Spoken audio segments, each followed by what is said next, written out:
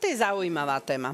Konečne. Mnohé ženy, pre mňa teda určite, mnohé ženy používajú milé frázy na to, aby zamaskovali svoje skutočné pocity a neranili city mužov.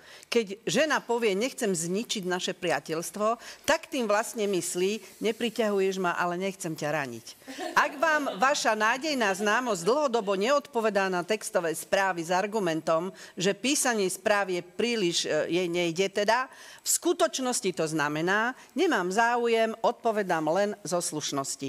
A pokiaľ sa muž počas randenia nikdy neobjavil na jej Instagramovom profile a ona tvrdí, že nikdy nezverejňuje, s kým chodí, v skutočnosti tým myslí, nechcem, aby ľudia vedeli, že spolu niečo máme.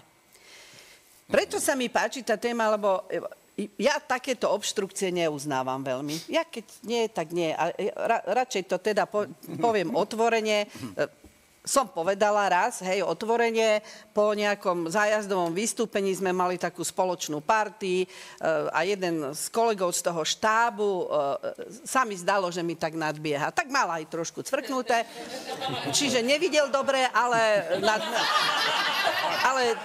trošku mi teda nadbiehal, ale dáko to celé prešlo, ale zhruba po týždni mi prišla od neho SMS-ka, či by som teda s ním nešla aj na kávičku, tak som povedala, stop, toto už treba zastaviť, tak som otvorene mu napísala, prepáč, ale dve veci.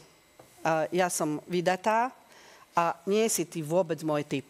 A v zápätí mi od neho prišla odpoveď, aj ty prepáč, tú SMS-ku som ti poslal omylom, o tebe som ani neuvažoval.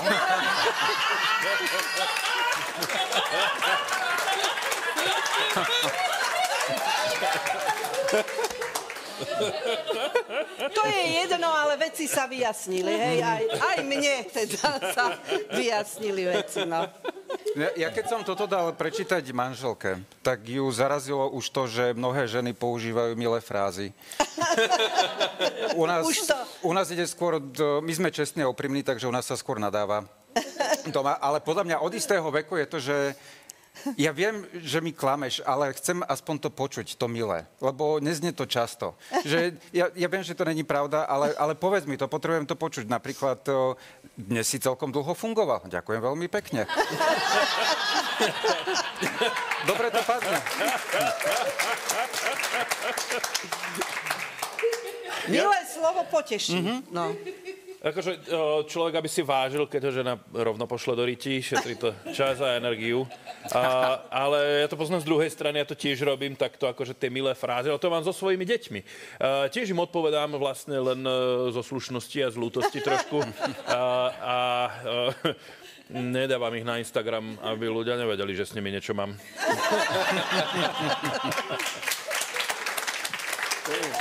Je zaujímavé, jedna vec, viete, že ženy úspešne klamú, to je jasné. Muži úspešne klamú v tom zväzku manželskom a napriek tomu štatistika hovorí, že 50% manželstiev sa rozvádza. Si predstavte, že by hovorili pravdu. Manželstvo by existovalo už iba v ústave. A nie to neprežilo. To je pravda. No. Ale zase, poďte sa, toto, čo tu je ocitované, to platí pri randení, keď ste ešte ako keby len párik a takto, ale v manželstve to naozaj, máte naznačil, to je úplne iný level týchto fráz. Tam napríklad, len na ukážku, že napríklad taká fráza, že nerada by som ostala vdova, vôbec neznamená, že mám o teba strach, dávaj si pozor. Keď nie, to znamená, že ešte raz ma nasereš a ty uvidíš, čo som ja schopná, hej? Alebo napríklad taká otázka, že prečo len ja som si ťa brala, to je rečnícka, pozor, na to ani neskúšajte akože odpovedať, alebo fráza, že bolí ma hlava, to všetci vieme, čo znamená. A niekedy tie ženy, oni sa naozaj nechcú priznávať k veciam, ktoré ako u svojich manželov, napríklad neviem, jak to vy máte, ale že my humoristi, to není úplne zamestnanie, ktorým sa chceš pochváliť, ženy.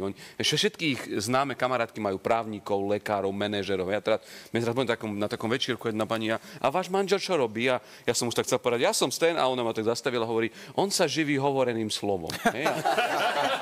A ona tak teraz ostala prekvapená a hovorí, pracujete v rozhlase? A ja už som chcel oplatiť, keď žena žartuje, tak hovorím, ne, v call centre. Ja som sa zasmial, moja žena nie. A keď tá pani odišla, no skúste si tipnúť, čo mi moja žena pošepkala do ucha. nerada by som ostala vdova. Hej.